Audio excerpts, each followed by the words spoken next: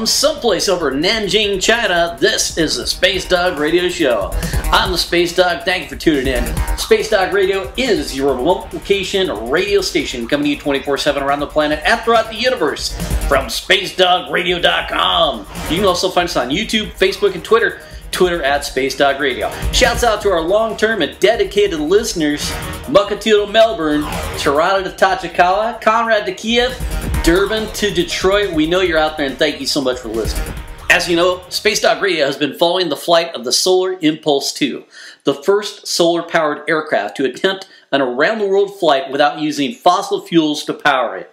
On March 9th, 2015, it lifted off from Abu Dhabi, has crossed over with stops in India, Myanmar, and China, and now is in Nanjing, China for its next leg and perhaps the most daunting challenge, a flight over the Pacific Ocean to Hawaii, which will take 5 days and 5 nights. This is something that will challenge the pilot and aircraft to their absolute limits.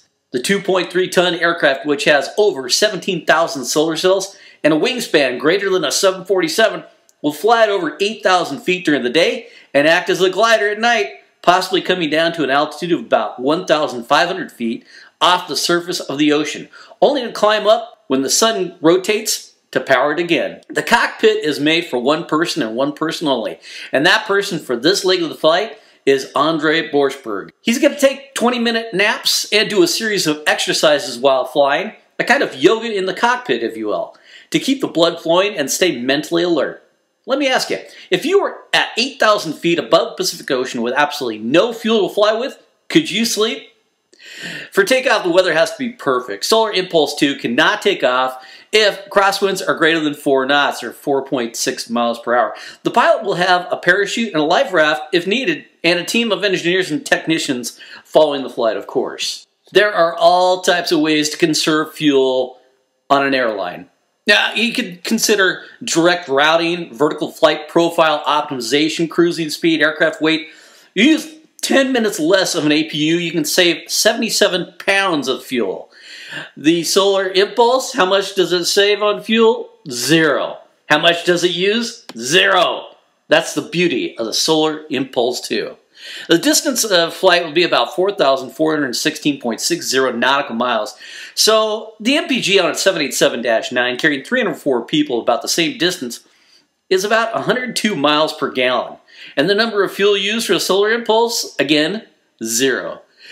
Why so slow, you say? Why does it take 5 days and 5 nights when most of us can take a flight across the Pacific in a matter of hours? Consider this. The first ever aerial circumnavigation by the United States Army Air Service took over 175 days to complete in 1924. In 1937, Amelia Earhart went missing when she attempted it. In 1962, the Air Force flew around the world nonstop in a B-52.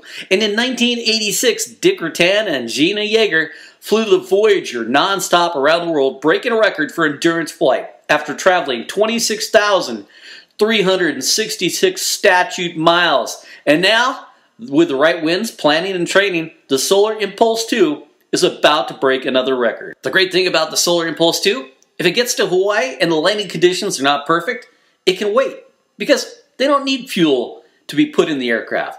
The only thing they need is the natural sunlight, and that is an ample supply.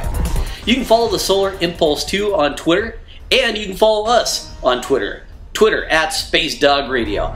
This has been the Space Dog Radio Show from someplace over Nanjing, China. I'm the Space Dog. Thank you for listening. Be safe, be happy, and I'll catch you next orbit.